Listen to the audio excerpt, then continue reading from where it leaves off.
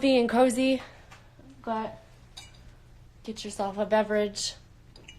I have a beverage. It's coffee. You should not drink coffee if you're under the age of 18. You guys can get some juice. Yes, we're going to be reading. I'm going to give everyone a couple minutes to see if anyone comes by. I'm going to investigate something really quick. Okay. We will be having fun reading a lovely story.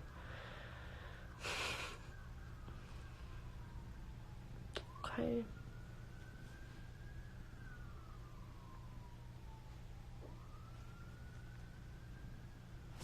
Okay.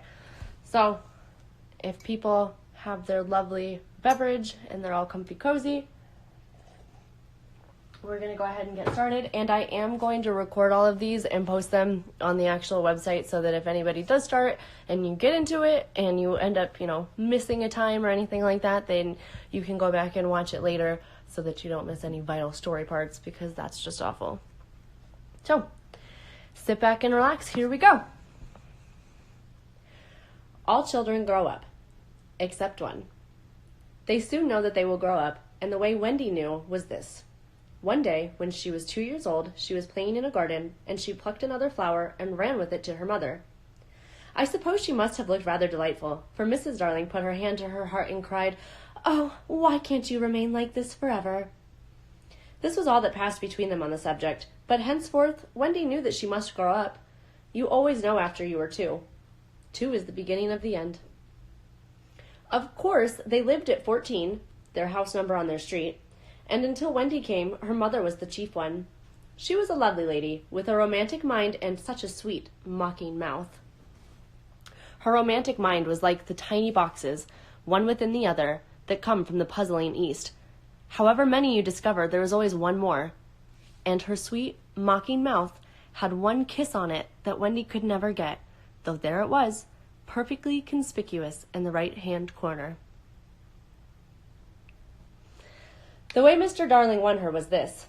The many gentlemen who had been boys when she was a girl discovered simultaneously that they loved her, and they all ran to her house to propose to her, except Mr. Darling, who took a cab and nipped in first, and so he got her. He got all of her, except the innermost box and the kiss. He never knew about the box, and in time he gave up trying for the kiss. Wendy thought Napoleon could have got it, but I can picture him trying, and then going off in a passion, slamming the door.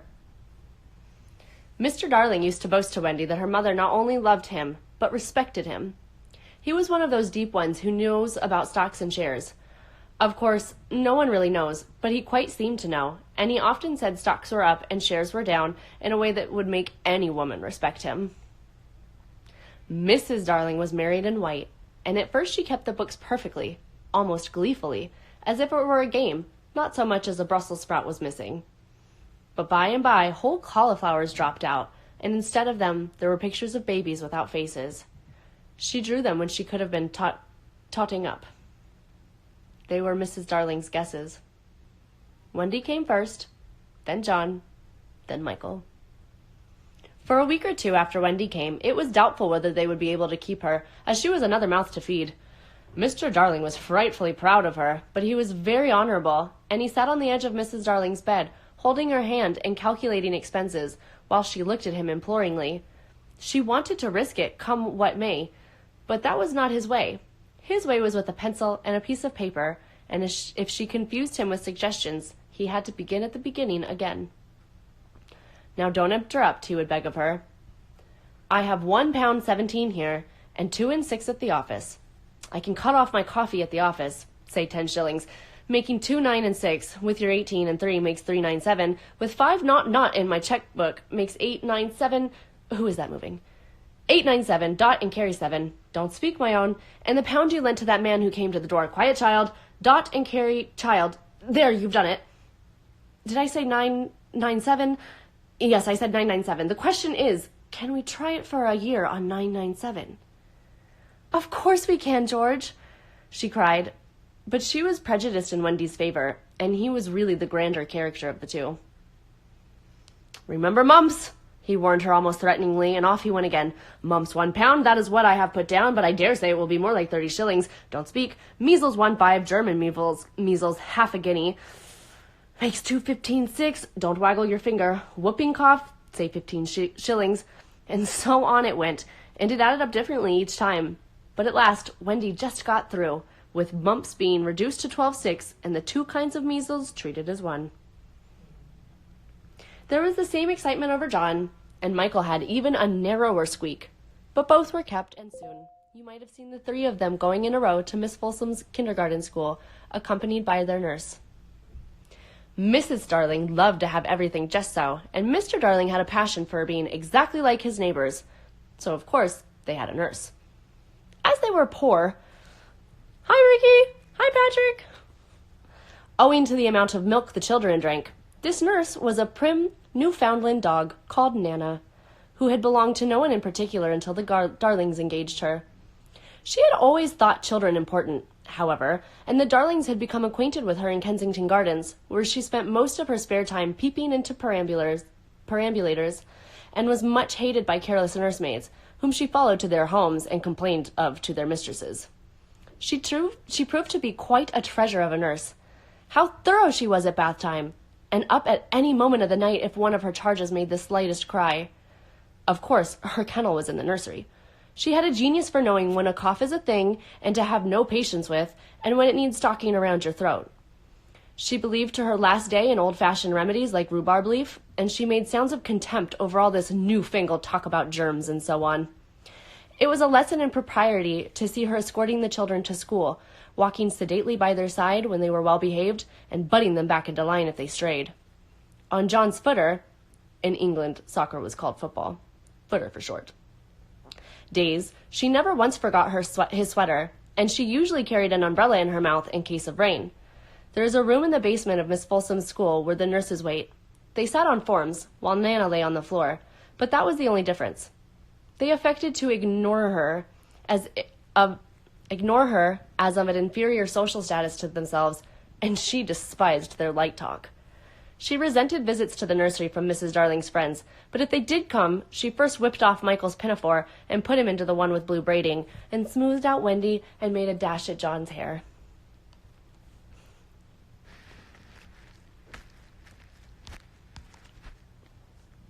No nursery could possibly have been conducted more correctly, and Mr. Darling knew it, yet he sometimes wondered uneasily whether the neighbors talked. He had his position in the city to consider. Nana also troubled him in another way. He sometimes had a feeling she did not admire him. "I know she admires you tremendously, George," Mrs. Darling would assure him, and then she would sign to the children to be specially nice to father. Lovely dances followed, in which the only other servant, Liza, was sometimes allowed to join. Such a midget she looked in her long skirt and maid's cap, though she had sworn, when engaged, that she would never see 10 again. The gaiety of those romps, and gayest of all was Mrs. Darling, who would pirouette so wildly that all you could see of her was the kiss. And if you had dashed at her, you might have got it. There never was a simpler, happier family until the coming of Peter Pan. Mrs. Darling first heard of Peter when she was tidying up her children's minds. It is the nightly custom of every good mother, after her children are asleep, to rummage in their minds and put things straight for next morning, repacking into their proper places the many articles that have wandered during the day. If you could keep awake, but of course you can't, you would see your own mother doing this, and you would find it very interesting to watch her. It is quite like tidying up drawers.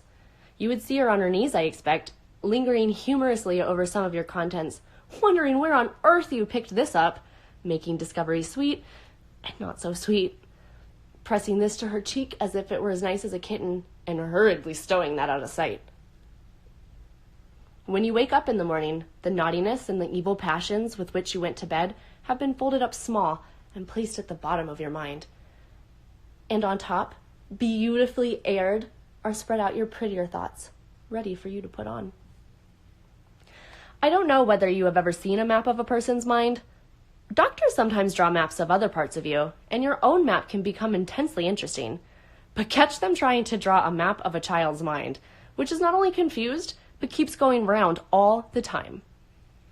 There are zigzag lines on it, just like your temperature on a card, and these are probably roads in the island.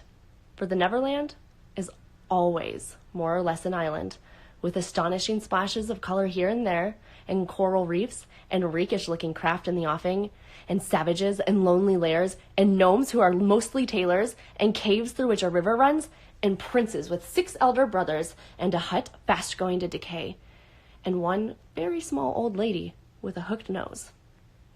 It would be an easy map if that were all, but there is also first day at school, religion, fathers, the round pond, needlework, murders, hangings, verbs that take the native, chocolate pudding day, getting into braces, saying 99 3 pence for pulling out your tooth yourself, and so on. And either there are parts of the island, or they are all another map showing through, and it is all rather confusing, especially as nothing will stand still. Of course, the Neverlands vary a great deal. John's, for instance, had a lagoon with flamingos flying over it, at which John was shooting, while Michael, who was very small, had a flamingo with lagoons flying over it. John lived in a boat turned upside down on the sands, Michael in a wigwam, Wendy in a house of leaves deftly sewn together. John had no friends. Michael had friends at night. Wendy had a pet wolf forsaken by its parents.